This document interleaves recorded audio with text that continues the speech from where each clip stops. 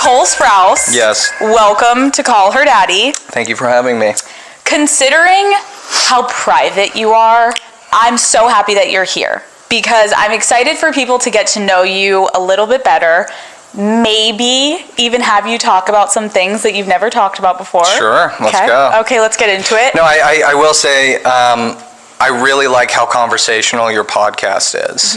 Thank you. And I think that that's missing a lot from the publicity space, that there's like this curation that I believe does a tremendous disservice to actual guests on something, and the conversational nature of just the podcast space in general, but particularly yours, is really refreshing. My publicists are obviously not here. Cole showed up alone. They know that they have very, very little control over the lunacy that whatever happens on set, so they're like, okay, dude, he's just gonna be this whirling dervish, we might as well just let him go. I will say I love it because I've had people show up here with 20 people, and then I've had people like you that show up alone. This is what I prefer. I show up to a lot of things alone. Were you like nervous showing up here at all? I was nervous because my girlfriend was like, hey, she's gonna pepper you with some really interesting questions, but that's kind of it. Shout out to Cole's girlfriend. We love you for giving him a little bit of a taste of what he's about to get on Call Her Daddy. Okay, so let's get into it. Let's go back to kind of the beginning. You and your twin brother, Dylan, were born in Italy. Yes. Why were your parents in Italy, and when did you move to the United States? My parents were teaching out there at the time. They were part of this school/cult. I can't really figure out what it was. But my father was teaching physical education, and my mother was an art teacher, and we were living in Tuscany, and we were just born out there because it was romantic and sexy. And then we moved when we were very young. We ended up moving to Switzerland, and then my parents got a divorce, and my mother moved us back to the U.S. to like Studio City, between Studio City and Long Beach, and that's when we started acting. Acting. Okay, twins are a lot. Have your parents ever talked to you about how hard it was in the beginning? Like, were they ready to be parents and ready for No. My father got a vasectomy immediately after he found out he was having twins. Okay. Yeah. And they shared that with you? Oh, yeah. My father and I have a very good relationship. He's very open about all that stuff. So you and Dylan booked your first acting gigs before you were even 1 year old. Yeah, with diaper commercials. What did your parents explain to you as to like why you were auditioning so young? Well, my mother needed an income. I mean, I think there's two types of kids within, the child acting business. There's like the thespian children that choose to do it. And then there's the working class kids that in our case at least, twins are a great labor exploit, because babies can only work for a certain amount of hours, so you double the time if you have two of them that look identical. So it started really as a means to put bread on the table, and also allow my mother at the same time to be a mother, but to make her main focus and her job our careers. I mean, it made me think kind of like Mary-Kate and Ashley. It's a great example. Yeah, because like obviously I remember on Full House, it was like you can just swap in each kid when it's like, oh, you're up on, what is it, like 5 hours you can work or something at? Even less. I mean, every year it gets a little bit more, but in most cases, a baby can only work like an hour or 2 hours. When you think about that, like you as a kid being like pushed. I wasn't conscious until this last year, so please go ahead. Cole's like, I don't even know where I am. I don't remember fucking breakfast, so. No, it is crazy because I was like thinking about that of like the child labor laws of how you have a better way to monetize. I too often think of child labor laws, yes. And how do you feel about that, Cole? I mean, to be honest, I get a lot of people asking me like, oh man, you really went through the gamut, oh man, all this, but in very many ways it was like, the golden ticket from Willy Wonka. It was a great means to an end. Do you mind if I have a cigarette? Please have your cigarette. Okay. You know what, Cole, let's open the door. I don't know, people are all cool about It's fine. Everyone's smoking weed in like a studio, but not a fucking like, cigarette. Can I have tobacco, and everyone gets like this. It's fine. It's fucking fine. I'm curious. Did you even go to like elementary school? I did. It was off and on. it was in between jobs mainly, but most of my younger curriculum was homeschooled, which is great because, to be honest, I did not feel like I missed out on much. Everyone that talks to me about their high school experience, I was like, this sounds fucking horrible. It wasn't great. It wasn't great, Cole. But I'm wondering, do you remember when you were in elementary school, like, how did people treat you? Because I know you weren't famous, but like Big Daddy, you were what, 5? Yeah, 6. And when we were kids, I don't think they really cared too much. Some of them knew that we were actors, but Dylan specifically was a huge bully. So our navigation through elementary school and middle school, we were like fucking dicks. How would he bully people? He would beat them up. And then I became known as the twin that would come up and be like, I'm so sorry for my brother. Wait, I kind of feel like that was your character also on Zack and Cody. Well, I think the writers on Zack and Cody took a lot of cues from our actual personalities, but he was a real bully. And your brother's like, what the fuck? Thanks, Cole. Oh no, I say this everyone knows that he's a bully. And he's fine with it. I don't know if he's fine with it. I think he's still got some stuff to work out. Yeah. Yeah, totally.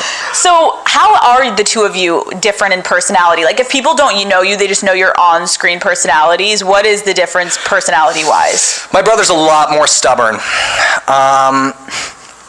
I would say pig-headed as his brother, but he is very much a natural leader. Like, a lot of people respect his opinion because he goes into his opinions incredibly boldly, where I will sort of tiptoe and sense the room. And it's interesting. We're very, very different, and I think most twins get more distinct as time goes on, but we're still best friends. I mean, he lives like 10 minutes from me. So do you guys talk every day? Every day. Yeah, every day. It's very cute. Very cute. I mean, when I moved to Vancouver for Riverdale, it was probably the biggest amount of distance we've ever had between each other, and we felt it, man. Really? It was sad. It genuinely made me upset. So back to what you were saying about your parents split when you were how old? Ooh, I mean, I think before a year, yeah. Okay. I only have one memory of them still together, for sure. What is that memory? Oh, it was me riding on the back of my mother's bike in the little baby seat in Switzerland, and we were down this little bike path because, Europeans love that shit. And there were aspen trees and owls and things. It was very picturesque. I actually can't tell if I've completely fabricated this memory now, but I'd like to think there was this idyllic origin, yeah. Were they on the same page about your careers, though? Because, no. Okay. No, my mother definitely was fascinated by the industry far more than my father was. My father's a very blue-collar dude, grew up super, super rough. He's an automotive repairman. So he had a very blue-collar approach to understanding our business. I'm very thankful for my father's just philosophy of life, because it allowed me to take none of this too seriously, which is great. But I would say he did not really understand. He saw the money and was like, hey, this is quite lucrative, and I come from a family of 49ers, so it was like, this is a gold rush, man. You gotta strike this vein while it's hot. Yeah. But I think he understands that more than anything. When you say that your parents obviously were on different pages, at what age did you recognize that, and like what were those conversations? Well, both my brother and I we went through a lengthy court battle at about 10, and custody was stripped from my mother and given to my father. And at that point I said, my mother thinks of this a little differently than my father does. Yes. And it's interesting because in very many ways the court system, especially in cases of divorce and in cases of custody, is in very, very large favor of the mother. And in this instance, it probably should have been the father. And I think his philosophy of that approach towards our careers and grounded, like he desperately wanted us to be normal kids. And my mother wanted us to be more than, or sort of a bit more of a caricature of two normal kids, some extraordinary thing, which is beautiful in its own right, but I think it does a disservice to children who are also working to be treated as anything more or less than like their peers. Yeah, I mean, obviously that is telling. Like, usually the mother would be getting custody. Were there more things like behind the scenes other than just like the forward facing, like, we disagree with your careers? Oh, absolutely. Okay. Absolutely. I mean, I think I've said this once in an interview and it was totally misconstrued, but I believe that celebrity and success and, you know, financial excess or surplus in a single generation is an elected trauma in very many ways. I have watched a lot of people come into success from much less in a single generation, and they all have a very codified kind of sickness afterwards. And it's one of this industry in general, I believe, cultivates an incredible amount of vanity and narcissism that can destroy people. And it doesn't matter your age. I've seen it when I was younger, and I've seen it now as an adult, but like that kind of narcissism, that self-centeredness can end up really undoing people. And so there was plenty behind the scenes. I think in very many ways, my brother and I were lucky, mainly because we were young boys. Like the fascination when we were younger, at least on the Disney Channel, was like of Miley and Selena and a lot of these girls, because they were, you know, they were heavily sexualized, which is another huge fucking issue. But the fascination, which was young womanhood. My brother and I, in very many ways, went through all of the same trappings, except the lens wasn't on us as tightly, which I'm very, very grateful for. And I think was, you know, I think at the time was just coincidence. And as I've grown older, I feel very blessed to not have had that sort of shown. But yeah, we went through a lot, and I think it also has contributed to my conflict with this industry as I've grown up. Like the philosophy of continuing it within acting has been definitely shaped by how I've watched people torn asunder by it. I remember when you said earlier, like, I started this as a job to put food on the table for my family. Then there's other people that are like, I want to be an actress, I want to be an actor. Like, you didn't really have a choice. Are you in any way resentful of your parents that they put you in that position so young? No, I'm not. My parents did not come from too much. And I have now been granted a life of primarily financial stability and surplus in very many cases that is the byproduct of working for 30 years and sort of trading my childhood, but I don't regret it at all. I don't regret it at all. I know that there's definitely resentment. There's definitely some things I have to work through, but no, if I were given the same choice again, I'd probably do it again. The world, I feel like, can be pretty rough to child actors. Sure. And it's not fair, but I do feel like we hear more sad stories than happy. Sure. Were your parents ever checking in to make sure that you guys didn't go down a dark and dangerous path? Absolutely. I mean, my father primarily. Okay. My father's like my best friend. Yeah. He's a really, really solid dude, and he had such a rough upbringing that I think he was able to recognize empathetically when my brother or I were going through something. Like, can you give us an example? Like, take us back to, like, you're in Zack and Cody, Sure. right? And you're going through it, you're working at Disney Channel.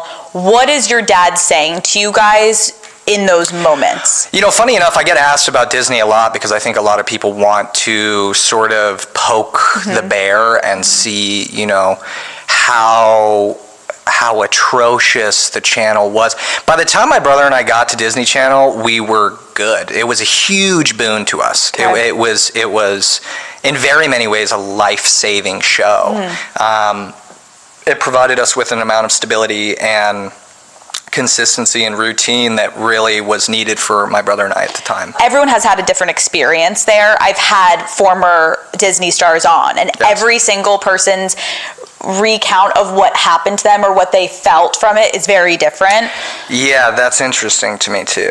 Why? Because a lot of those kids came from privilege. You know, I find that a lot of the times it's much easier to complain about the business approach of a larger studio when you don't need the money as much. You know, it's really intriguing. Like when you approach this career as a sort of passion, and you're starting to learn the language of these major studios, and the language is always money. You start to become discontented. But if you start from a working kid background and you're like, yeah, this is money, baby. Right. You're not as surprised or discontented when your boss or the studio chooses a money-based approach to your career. And I'm not delegitimizing anything they say. It is no doubt, it is already incredibly conflicting to be a child hoisted up to the criticism of an entire nation and also be working 9 to 5. But I think, you know, I think it's important, if you're learning about someone's own history, to know the historian and their background. This Nepo baby argument, as an example, has been, in my opinion, something my brother and I have been talking about since we were kids, but it's now just recently become a hot topic in the public. And, you know, this is a major distinction. This nepotism or elitism has existed within the industry for a very long time. And I find it's a lot easier to complain about the philosophy of a boss, like I mentioned earlier, when you come from a position of privilege where maybe you don't need the surplus as much as another child does. You mentioned that when you got the Sweet Life of Zach and Cody, it was a lifeline. Because I was asking you, like, how would your dad keep you guys from going down that bad path? So prior to Sweet Life, where were you two at mentally? Oh man, I don't think I've ever talked about this. Because in very many ways, I was lucky for it not to be discussed. But when my father was given forced custody, we had pretty much lost everything from the youngest parts of our career. That would be friends and Big Daddy and a lot of that. My mother was an incredibly wonderful and artistic woman, but she was financially the most irresponsible person ever. So we really didn't have much. We moved in with our father, who, you know, was a very blue-collar dude, and we lived underneath this wonderful Russian couple named Helen and Vadim in like the back of their house. And little baby Nikolai, shout out little baby Nikolai, you're probably quite old now. The prospect of the consistency of just the money alone was life-changing for not only my brother and I at the time, but also my father. So my father was in big support of this ball that was already rolling down the hill, you know what I mean? And he was guiding us with a very gentle but firm hand towards a sort of moral compass that I think was needed for who I am today. My brother and I, you know, in very many ways, we tried to stay out of trouble. We were a couple dorks that were far more interested in playing video games and Warhammer and our sort of board game stuff with our friends than going out and partying and stuff. And we also, you know, we were 13 but looked 8. I was 16 and I looked 10. With this I had hair. a bowl cut, and, you know, I looked like a little Dutch girl. It was incredible, and I think that kept us out of a lot of trouble. It was phenomenal, let me just say. Yeah, I'm going to bring it back, don't worry. Now that you have the hindsight of that pretty pivotal moment for you with your family, how does it make you feel now? About what? Just your mom losing all of the money that you worked for and then having to... I don't blame her. She's human. Okay. I think in very many ways we are all more or less durable to the trappings of success, and everyone has their own personal navigation through that stuff. And I think she was... I think if anyone knew the kind of woman she was, they could have said it would have gone the exact same way. I am remorseful in very many ways that she wasn't able to get out of it, but I don't blame her at all because she's a human, and even more than that, she was an artist. Yep. So I think it's very funny because artists now, now we're holding them to a very, very high standard just publicly, but most of us only join the arts because we're pretty fucked up. This place is like a vortex, man. Yeah, it is. You get into this stuff because you're probably a pretty arcane person just to begin with, and I think I don't blame her in the slightest. Yeah. You know? How did booking The Sweet Life of Zach and Cody change your life? Money. Straight up. I'd love to say it was a more complicated thing, but the financial stability, my father Dylan and I, we moved to our own house a year afterwards, and that gave us the kind of freedom and the base, the foundation, in order to feel more at home and to lock in our private sphere of existence and to continue from there. But yeah, I'm not gonna lie, the money was fucking great. Yeah. Can you take us through, what was a day like on set? Yeah, it's awesome. It was great. I remember complaining around the water cooler as a child, but I look back now as it's like the easiest gig ever. Tell us. So Monday was a table read day, which meant the whole cast and the producers and the writers and some of the crew would sit around a large table and we would read the script for the first time. We do a very light rehearsal. Tuesday would be our crew run through, so we would do the whole thing on the stage from front to back in front of the crew and the writers, and then they would take their notes. Wednesday was a producer run through, so we'd have the execs from Disney come down and they would watch the episode live as we were performing it on stage. And then Thursday we would shoot half the episode, and Friday we would shoot the other half in front of a live audience. Did you guys have fun? Oh, we had a great time. We had a great time. I can imagine how close you obviously are with your brother, the two of you, and because you said your characters kind of were able to morph a little bit to your personality. You did have very distinct. Vice versa. Yeah. We adopted quite a bit of that, of who they were as well as we aged. Who was your friend group at Disney, and do you still talk to anyone? Ooh, I was a fucking asshole on Disney, man. I was a really angry kid. Okay. I was a super angry kid, and I think in the most cliche way, like angsty teen, angsty kid possible. I was atheist at the time, and I was doing all my Dawkins and Hitchens, and all the kids were Christian, so I was really getting off to the debates, and that's a fucking annoying kid. That's a really annoying kid. I'm sure you guys knew one of those dickheads back in the day. That was me. You're poking the bear. I was poking the bear. So you weren't wearing one of the purity rings? Absolutely not. Absolutely. In fact, I was so vocally opposed to that stuff that everyone, the kids thought I was quite radioactive, as I recall. I was not, I was not the most popular fellow. Did Dylan make friends? Oh, yeah. And all the girls loved him, too. I was so upset. Is he still friends with Disney people? I don't think too much of us keep up anymore, but I think that's the nature of all of us growing. But I saw Miley as an example at I think Jimmy Fallon a little while ago, and it was a really nice little reunion. It's like high school friends that you graduate with, and you see them every once in a while. You're like, oh, we used to be so close, or something like that. I don't think it's more complex than that, though. I love that. Dylan started as the bully in elementary school. Everyone loves the bully. Contrary to popular belief. Yeah, girls love the bully, at least in high school. I guess if he's a harmless bully. I don't know. Dylan was, I don't know. I was an intellectual bully, which was fucking lame. But those are kind of the worst. It was the worst. I'm saying to you that I was a total piece of shit. When you look back at that version of yourself. I cringe hard. Because imagine, it's one thing if the guy looks cool. No, I had a bowl cut. That's horrible.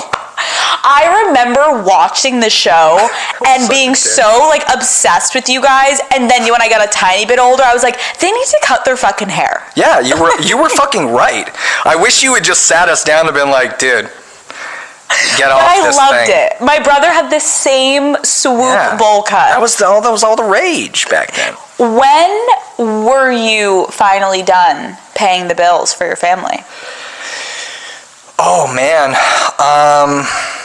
3 years ago. 3 years ago, when I hit success with Riverdale, I've also I love my father very much. My father, put a lot of his life on hold in order to ensure that my brother and I were okay, and I owe him a lot for that. Mm-hmm. And if that comes through financial conversations, then so be it.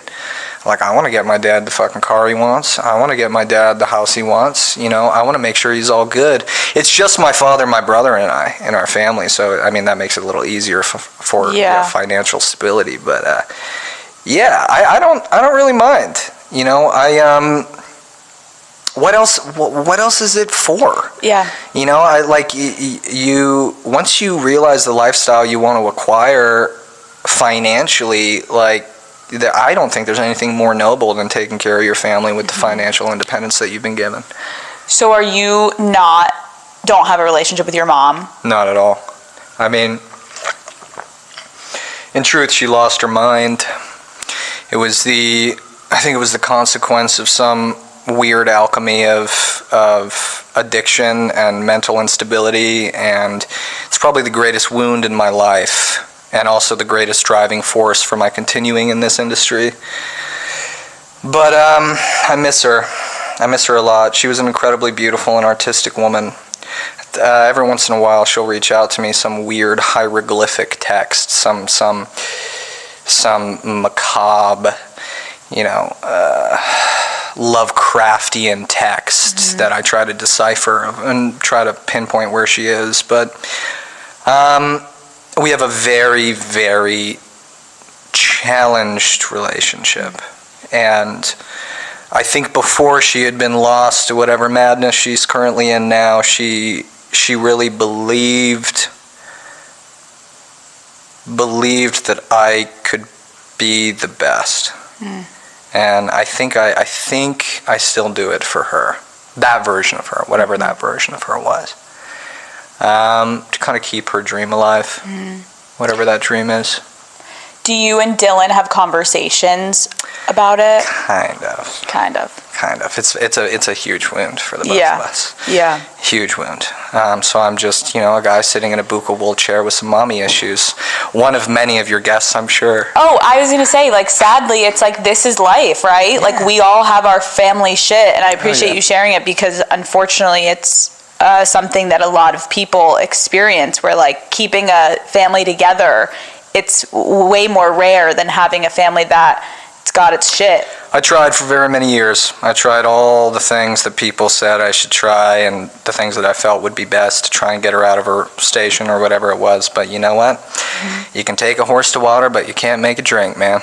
I feel like at some point everyone experiences some type of mental health setback or... Not me, man. No. As we're getting so deep. No, I'm fucking chill. I'm great. I'm good. Let's get to the sex, Alex. Fuck. What's something that you've worked through? Oh, I mean, public criticism, for sure. It's big. It's really, I'm a people pleaser. And I'm also I think as a consequence of my incredibly strained relationship to my mother, the very first female voice in my life, I'm like a nurse. I'm always I'm one of those fixer guys, and that's not good. I've had to undo a lot of that in my late 20s. It caused a lot of pain to me, which is something I work through, and I have worked through in therapy and with friends and other people. But the criticism is interesting because. It's funny, and going back to the Disney thing, this is always something that gets brought up, which is, wow, Disney just really took it out on you guys, didn't they? And I hate when people say that, because it completely disqualifies how the audience contributes to so much of the instability that occurs. People join in on the Feast for Crows as this sort of cacophony of criticism, and they don't ever hold themselves accountable for their own behavior as an individual contributing to a massive criticism, which I find to be completely ignorant. I know most artists I know hear the criticism. Almost all of them do, myself included. And most of our natures will go, oh man, look at all these nice comments, this is wonderful, but we fucking will go to that one. It doesn't matter what it is, you know, it can be about anything. What is the comment and the criticism that gets you? I find for boys on Disney Channel, we were raised with a very a sort of Prince Charming imagery, and I think for the girls as well, there's this wholesome imagery that follows you around. And as I have aged and you know, come into my own like advanced adults feelings of sexuality and of my adulthood and my life and all this sort of stuff, and I'm revealed to be, through whatever medium, a sinful, dirty, little hairless ape like the rest of us. There's a bit of a fall from grace that occurs with that for all of us. But I think it's hard. I'm such a people pleaser that I take it hard personally when I feel like I am not helping people or making them feel better or being criticized for a humanity that I rarely try to show. Right. And this is such a woo-woo problem, but like, I don't know. I did take criticism quite hard for a long time, especially as an employee, but also as like a child actor. I think that's something I've gotten over. I think, you know, my relationship to my family has been a very tense mental health conversation over time, but I've been sober for a year and some change now, which has been really great for me. And it's allowed me to do the kind of self-work that I think, and just the professional work that has allowed me to really ask myself questions as an adult for the first time in my life and go, wow, maybe you feel this way, dude. Maybe you feel that way, dude. It's fucking great. Yeah, it is great. I'm like I am a huge proponent for, you know, cognitive behavioral therapy and psychiatry and all that sort of stuff.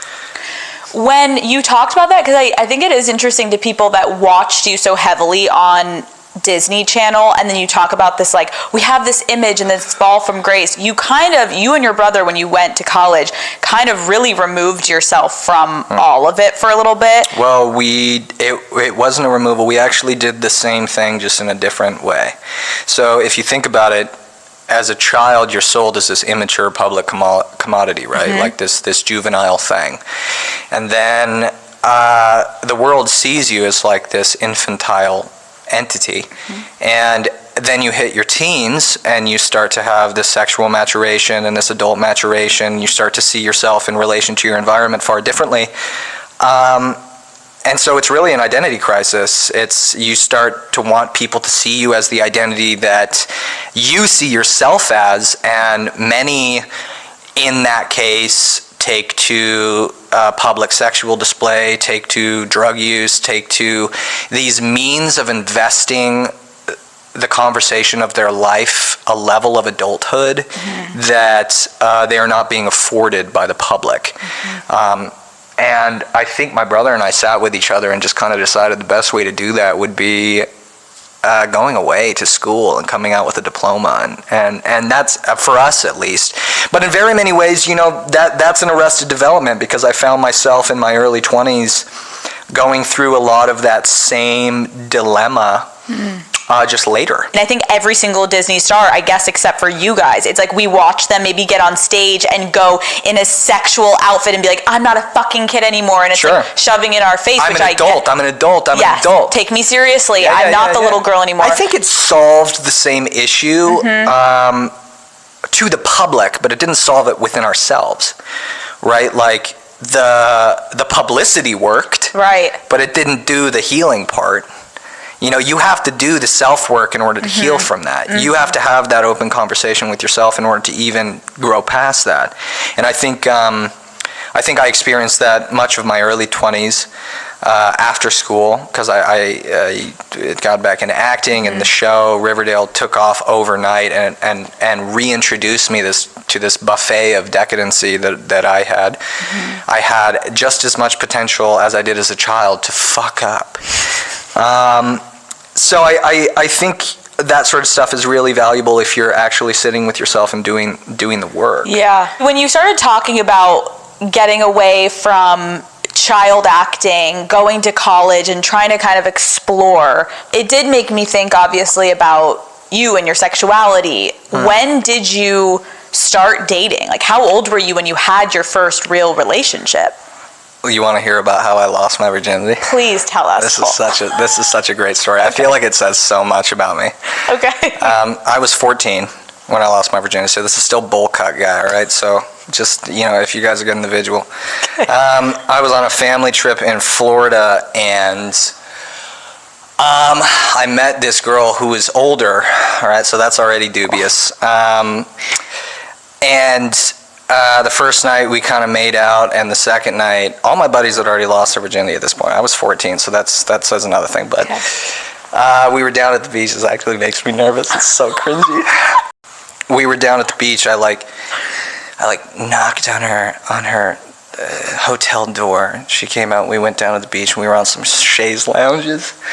And I looked at her, and my heart was beating and I finally mustered up enough courage to deliver a line that my brother has never ever let down for me. I looked at her and I was like, "So, are you like DTF?" And she goes, "What?" And I go, down to fuck. Oh no! I was 14, okay? She looked at me and she was like, "Sure." So we went back to the hotel room. It's so cringy, but it's incredible. I look back now, it's so funny. And I text my brother and my buddy Charlie, who we were all staying in the same hotel room because we were fucking 14. Right. I was like, "Dude, you gotta get out of the room, man. I've got a girl coming over, you gotta get out of the room, dude." And so we're walking down the hall. I got my arm around this girl. We're walking down the hall, and I see my brother and Charlie coming walking towards me. And as we pass each other, my brother just looks at me and he goes, "What the fuck are we supposed to do?" And I looked at him and I said another line that he's never forgiven me for. I looked at him and I was like, "I don't know. Go play chess or something." Oh! Yeah, lasted about 20 seconds and never talked to her again. And after that, I became truly a serial monogamist. What? A serial monogamist. I went from long-term relationship to long-term relationship. Pretty consistent. So the in and out moves was not for you. You're like, I want to be with someone so I can get better at 20 seconds. Maybe let's ramp it up to 60 seconds. Oh yeah. No, well, actually, not only that embarrassing display. I love that story now. It's so stupid. It's so youthful that I think it's quite funny. But I ended up regretting it a little bit afterwards because I hadn't made it special at all. I sort of got it out of the way, and that's not to say it needs to be, but for my own personal approach to it, I was kind of like, eh. Did you lose it before your brother? I did. Yeah. So he had no words of wisdom. No, actually, in very many ways, he looked at me and was like, "Well, I'm not doing that." So it was cool. I got to be a guinea pig for him. But yeah, after that, I became a serial monogamist. Did you feel comfortable, though, in the beginning of hooking up with people or beginning to get into a relationship because of your fame? I've always been quite a paranoid person about it, actually. Yeah, quite a paranoid person. I can see that.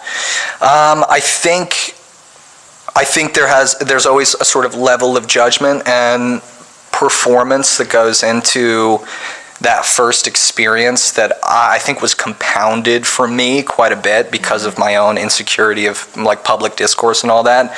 And I sort of dropped that after college. Okay. I got my first real girlfriend, I had one at 15, but that was just young love. Yeah. And then my girlfriend in college, after that, I had sort of come to terms with a lot of that stuff and was far more okay. But for years, that sort of conversation around my recognizability made it quite hard for me to connect to people. I was never a sort of one night stand guy ever. Couldn't really do it. Didn't really have too many super casual partners in my life. Haven't had too many partners in my life just in general, but like not really. Haven't really crossed that bridge. And when you say you're super paranoid, do you think that spans past just like relationships, like in general, just because of your career? Oh yeah. I mean, I think as I've gotten older, what I've really been trying to unpack is, the distinction between my public and private life. My public life has been a mess of showing my awkward teen years and all this sort of stuff to the world, and I think it's a total natural consequence of my upbringing to feel a little nervous about vulnerability and connection in any way, shape, or form when it came to romantic partnerships or otherwise. I was very much the product of my circumstances. Now that is not a problem literally at all anymore because I've done the work for it. But yeah, when I was younger, and in college, I had a girlfriend pretty much the whole time, so we were very close. Have you ever been cheated on? Yeah, by almost every single one of my girlfriends. Oh. Emotionally, yes. Wow. Very, very much. And my first girlfriend, physically, yeah. How do you find out about the emotional cheating? Like everyone does, huh? Texting? Oh, yeah. Oh, yeah. Cool. I will say the current relationship I am in has woke me up to what real compatibility and trust looks like in a way that I have never had before. Never had before. And I think I was also younger and stupid and not the greatest partner either. Like, I was no saint. I mean, I was going through my own fucking traumas and shit and trying to reconcile that as a young 20-something. And now this is the first relationship where I can say, damn, like, I have real trust here. Yeah, I was going to say, not to put it all on you, Cole, but, like, if there's that theme of emotional cheating, I'm wondering if you've been able to find within yourself, like... Oh, totally. Were you not giving... Totally. Openly. I mean, I've come to terms with my own inability to be emotionally vulnerable over time. And I literally don't blame any of my partners for anything that has happened. Ever. I think it takes two to tango in every relationship that you're in, and anyone that points the finger at another person and blames the entirety of some sort of miscommunication on them is probably not doing the self-work. And in that way, I will say yes. There's also, I think we've convoluted a lot of the modern romantic conversation where sometimes it's just fundamental incompatibility. Totally. Sometimes you're just incompatible with someone and you're trying to fucking grease a wheel that ain't broken and I love that. it just doesn't, it doesn't actually work. And it's not more complicated, so to speak. It's just two people that just don't really work. So I don't know. I don't really blame anyone for anything. I mean, agree. I think I was in the right place at the right time for every relationship I've ever had. If all of your exes were in this room right now, what would they say about you?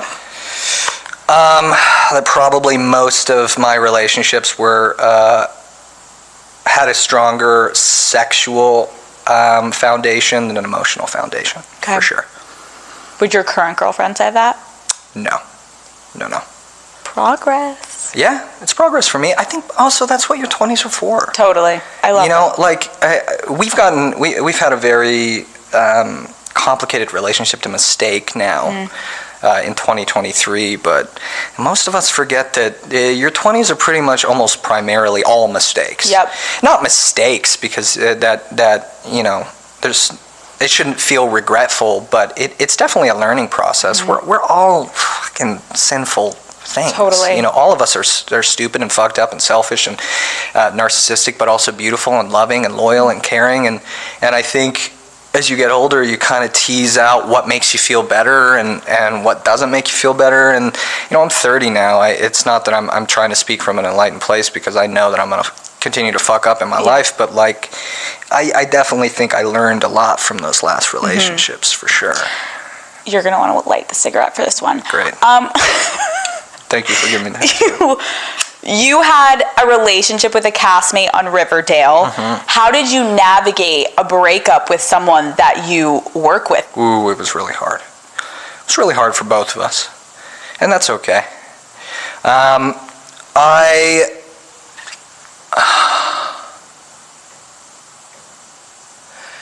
I think the work thing got difficult because it was hard to suspend all of the way we felt about each other. And it didn't afford us the luxury of distance to really overcome that. I know we both did quite a bit of damage to each other in that we're good friends now, which is awesome. We work really well together now. But I think that was exactly where we both needed to be. We were in a foreign city, working a very intense schedule, 14 hours a day, oftentimes 6 days a week, alone, and we really leaned on each other while also going through the elected trauma of this incredible overnight success, a ton of criticism, a ton of expectation, and I think we did the best we could, really. Yeah. I really do think we did. And I'm very grateful in very many ways I was able to go through it with someone who was going through the exact same set of circumstances as me. But also, in very many ways, all the cliches about dating someone you work with are very true. Do you think it lasted longer because you were working together? Absolutely.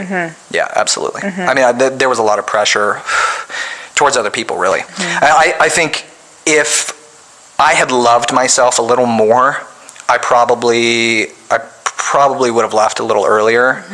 But I just felt like I had to take care of a lot of people around me, which was not good for me. I probably should have exercised a bit more selfishness in that situation. Yeah, that's a theme for you. I think the complicated thing was I was so private. I'm private with all my relationships. I'm private with my current relationship in very many ways. That we didn't make a big deal when we split.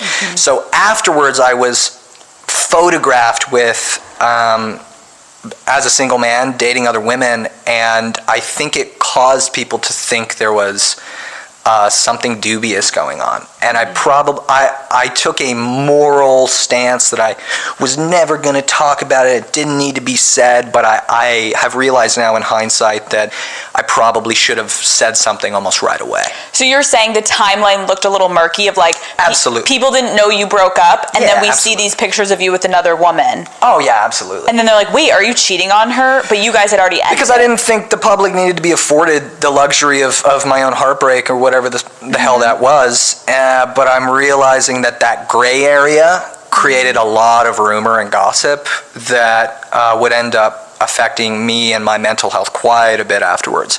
Oh, really? So in an inverse way, the silence and mystery of that gray area created a fertile petri dish of bullshit that was my own mistake. Why do you think it affected you so much? Because I am a sucker for validation and I want people to think I'm a good guy. Like all of us. Yep. You know, I think all of us have aspirations to be, morally stand-up people. And when people go, hey, that person's a fucking piece of shit, all of us are affected by that. Yeah. I don't think that's a consequence of my youth or anything any more than the next person. I just think, I have a very complicated relationship to the public, which is how much I let them in and how much I don't let them in. And, a lot of things probably should have been done differently in the past, but that's who I am, and it's made me who I am now, so I don't really regret it too much. Why did the relationship end? I won't go into that too much, but I will say it was mutual. Can I tell you something? Please. I promised myself today that if you fucking said the word mutual, I was going to call you out, because think about this. I'm speaking as a twin, so I'll oftentimes say we and mutual and other things too. No, please call me out. Someone had to have made the first step to end it. I left. You left. I did. Thank you. Yes, I left. But to be honest, when you're in a relationship for that long and someone leaves, It's not like someone's like, what? Yes. It's not a surprise. So I'm always, I don't like to say like, oh, I split. It's not like, Paul Simon, 50 Ways to Leave Your Lover. It's like, you get it. It was time. Yeah, it was time. And I think in very many ways this was right before COVID. So it also gave us the space because we got locked down. That's great. Which I think was good. But yeah, you keep calling me on my mutual bullshit. Mutual. I was like, that motherfucker, if he walks in here, no fucking... Yeah, you want the tea. No, it's okay. I get it.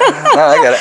Okay, how did you and your current girlfriend meet? Friends of friends, which is great. Yeah, the first time I met her, she was actually in a 5-year relationship. Wow. And we didn't speak again for like 2 years. And by the time we met again, she was single. And it was very funny because I was having a party at my house and she came through and we started talking and joking, and then 1 or 2 people left, and then 2 or 3 people left, and then it was just us talking, and we were just talking about relationships and life and stuff like that, and it was practically like a handshake agreement. And honestly, from that moment on, we didn't stop spending every day with one another. It's like, she's my best friend. We get along so well. We do everything together. The only reason I'm allowed on the show on Valentine's is because she loves you. So I fucking love it, Cole. It's great. I'm like, thank God. I'm earning major brownie points for her right now. Oh my God. You have to understand. Like, keep talking. She's gonna watch this and be like... When I told her that I could be on the podcast, she was like, oh yeah. Honestly, it's been 2 years and some change, and it's felt like a fucking week. Oh. It's felt like a week. It's incredible. Wow. It's incredible. I've never experienced this level of compatibility, and it makes me look back on my youth and go, well, you really didn't know. Right. Which is nuts. I mean, and as a consequence of our relationship, my life has just improved. I've gotten sober. I've questioned my existence in a way that I never have before. I've had my best financial years. My career is doing better. It's like when the private sphere is locked in, everything else comes from that foundation, and it is in no small part thanks to her. You turned 30 last year. I did. Was it a moment of reflection for you personally? Yeah. How'd you feel? I don't know. When you're a kid, you don't really see anyone past 25. Yes. And I like everyone's 25. Right. Even if they're like 60, you're like, oh, you're 25.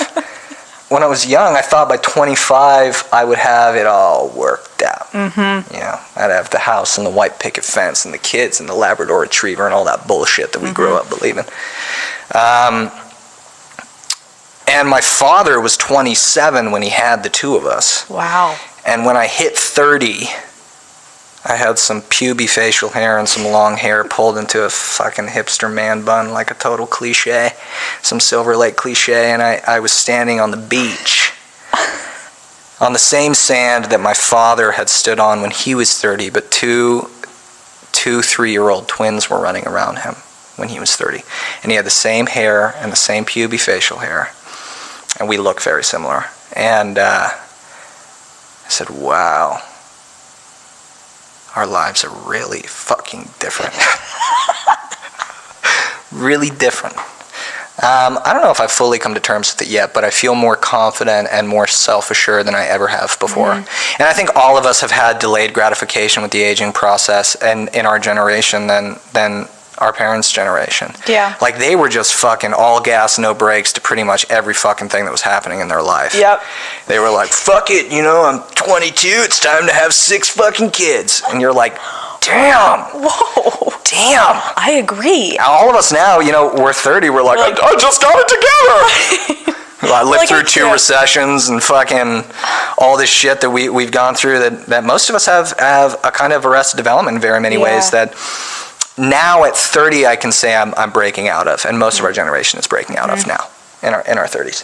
I cannot thank you enough for coming on. Yeah. I feel like this was exciting for me because I've watched you for so long, so I know so many people are going to be like, oh my God, I feel like I really got to know Cole today in a way that elevates everything. I feel like it's exciting to watch you on TV, but it makes me that much more invested in your career and where you're going, and I'm just so happy for you, and I can't wait to see what's next. And That's thank nice you of for say. coming Thank you on. for letting me fill this studio with 4 cigarettes. Yeah, I have an interview tomorrow. The person seemed like, what the fuck is that? I'm like, it's Smells not like me. an old lady's house in here. Thank you for coming on, Cole. Thank you for having me.